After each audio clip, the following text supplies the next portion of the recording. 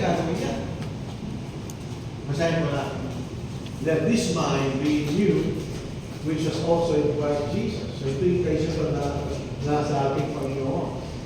Who being in the form of God, sa Diyos, did not consider it robbery to be equal with God. Doon po sa Tagalog, hindi ilalim sa bagay na dapat panagtan ng pagkakapatid sa Diyos. In other words, binigyan ng taglan ang pagkakapatid sa Diyos. But take himself of glorification, hindi naman naman ang pagka-Diyos. Binabayo yung sarili niya.